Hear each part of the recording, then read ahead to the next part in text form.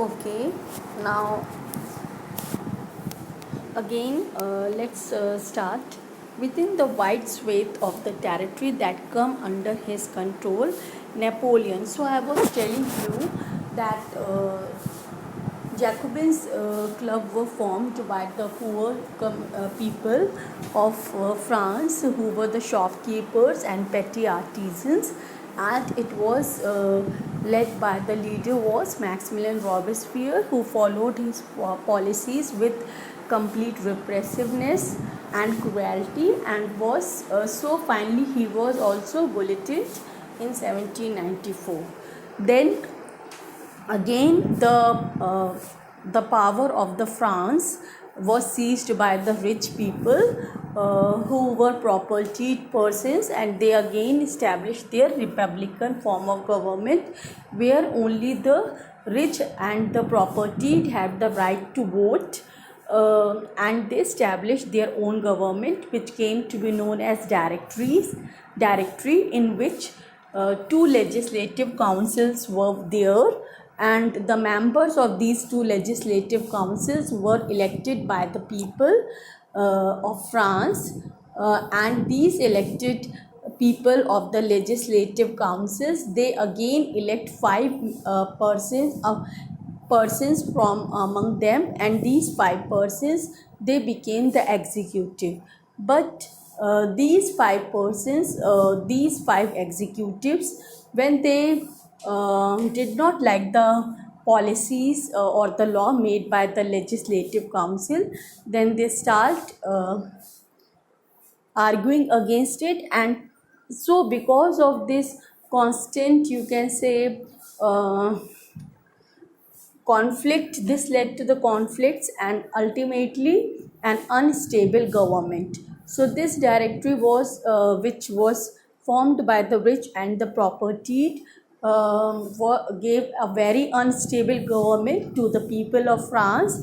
And finally the Napoleon Bonaparte, who was the military commander, he overthrew this directory and placed himself on the throne of the France and declared himself as the Emperor of France in 1804.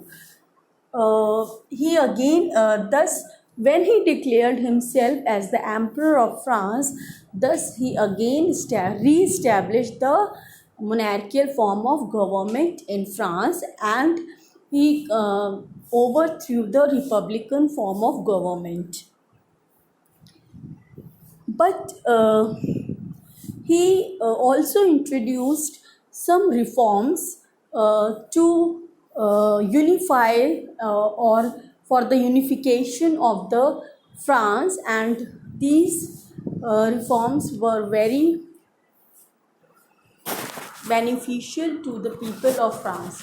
But he also followed the policy of expansion, that is, he followed the policy of annexation, because he stood out to conquer the small kingdoms of Europe and to merge with its own nation, and to implement the uniform policies throughout the Europe. So first of all, he was liked by the people of Europe. When his armies marched toward their kingdom, it was liked, it was welcomed, because he also abolished the serfdom and the feudal system that was prevailing in many parts of Europe. And so the poor people who were forced to become serf by the feudal lord, serf means bonded labor, they welcomed the Napoleonic armies. But later on, when he implemented the taxation and uniform taxation over the conquered countries, it was not liked, and finally again he was defeated by the combined forces of the conservative means those who belong to the monarchical rule, that is Britain, Russia, then Austria and Prussia. So they all finally defeated Napoleon Bonaparte in the Battle of Waterloo in 1815, and again they formed the conservative rule. Within the wide swath of the territory that come under his control, Napoleon set about introducing many of the reforms that he had already introduced in France. Through a return to monarchy, Napoleon had no doubt destroyed democracy in France, but the administrative field he had incorporated revolutionary principles in order to make the whole system more rational and efficient. Means he did many reforms for the purpose of efficient administration, and the reforms that he introduced were very practical in the present day, you can say, context. The Civil Code of 1804, usually known as Napoleonic Code, did away with all the privileges based on birth. So I have already told you, at that time most of the European countries, most of the European countries, societies were based on the privileged and non-privileged. Means the society of Europe was like this, that the clergy and the nobility, they were the upper society, and they were known as privileged society, whereas the common person, or the, you can say, the common man, they were unprivileged.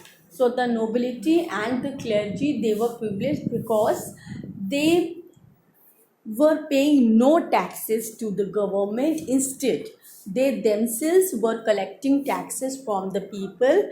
Like the clergymen, they were collecting the religious tax from the people, which was known as tithi, and the nobility, they were collecting the direct tax from the people, which was known as tele. And apart from this, uh, the common people of France, they have to pay some obligations to the nobles, like you can say the manorial dues. So because the nobles, they used to live in a big houses, or you can say in a form of castles, and they were known as manor. And so these common people, they have to oblige their landlords, their nobles, by doing something for them apart from paying taxes, and which came to be known as manorial dues. So when he and these privileges that these two upper classes were getting, they were getting by birth. Means when a child was born in their family, then that child enjoys all the privileges by birth only. So the Napoleon Bonaparte ended this society which was based on privileges.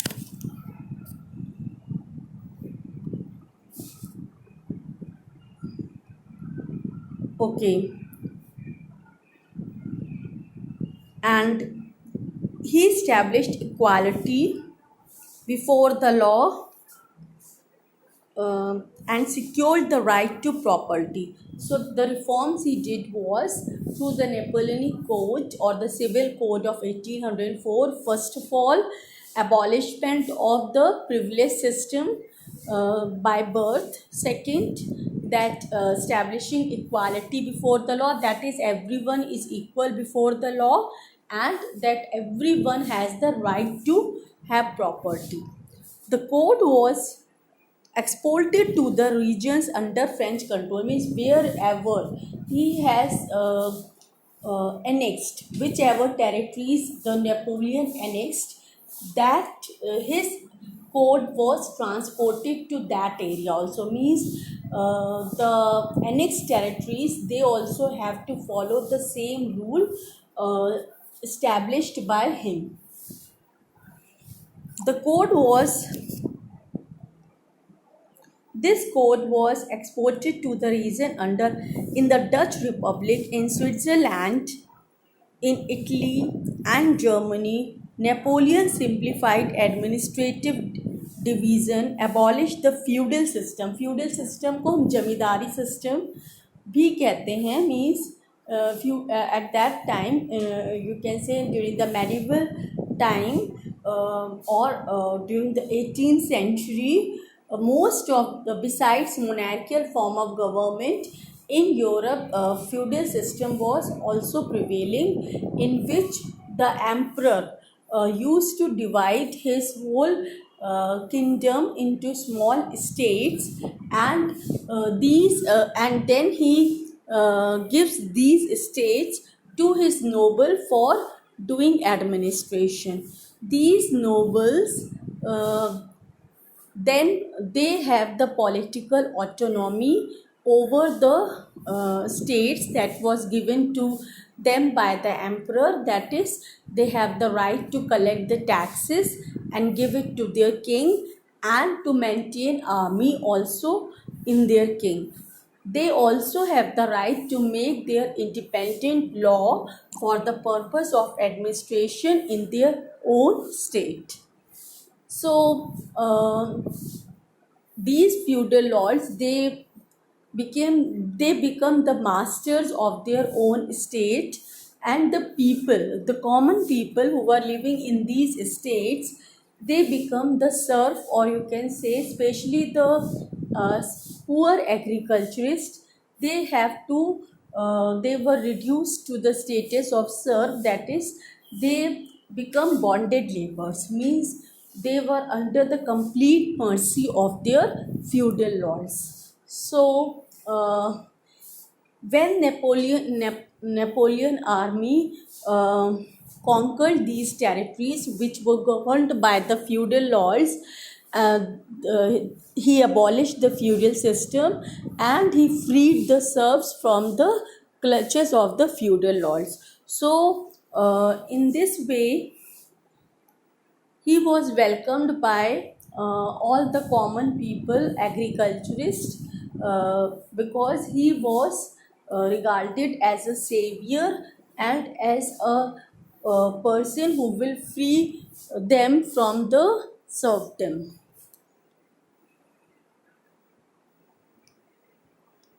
Okay. And manorial dues. In the towns too, guild restrictions were removed. So at that time, during the 18th century, Europe, the cities of the Europe were dominated by the guilds. Now, what is a guild? Guild are the association of traders or merchants who manufacture or produce the same type of product. All the producers or the manufacturers who produce or manufactures the same type of item or product, they form association to fix the price of their commodity, and also to help each other during the financial crisis. Means they give loans to the artisans or the craftsmen of their guild. They provide loan, and then you can say they also make association or the guilds for the purpose of protecting their persons from the competition.